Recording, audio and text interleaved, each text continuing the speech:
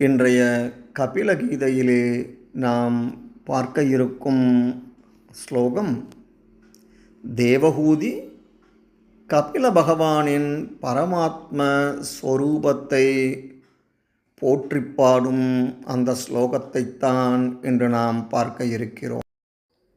யயாத்யோ பகவான் பும்சாம் ஈஸ்வரோ வை பவான் கில லோகஸ்ய தமசாந்தஸ்ய சக்ஷுஸ் சூர்யைவோதிதஹ.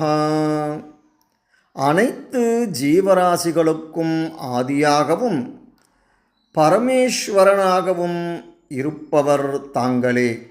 அறியாமை என்னும் இருளால் குருடாகிய இந்த உலக மக்களுக்கு சூரியன் உதித்து பார்வையை தந்தது போல உண்மையறிவை தந்தருளும் ஞானக்கண்ணாக நீரே தோன்றியுள்ளீர்.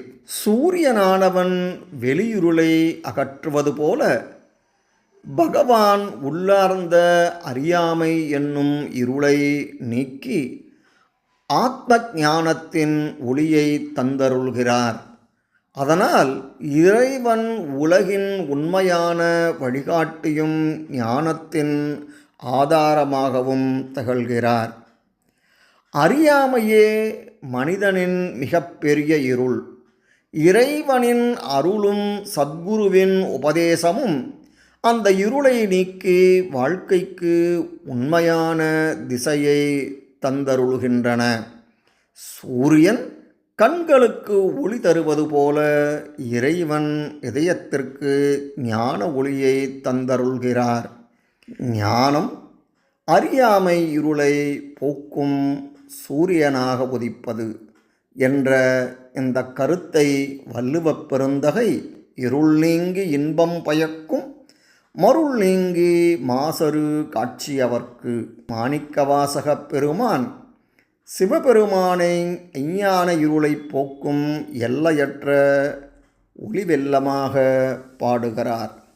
இன்பமே என்னாலும் துன்பமில்லை ஞானச் சுடராய் எழுந்து நின்றாய் என்கிறார். மேலும் திருவம்பாவையிலே ஆதியும் அந்தமுமில்லா அருட்பெரும் ஜோதி என்கிறார்.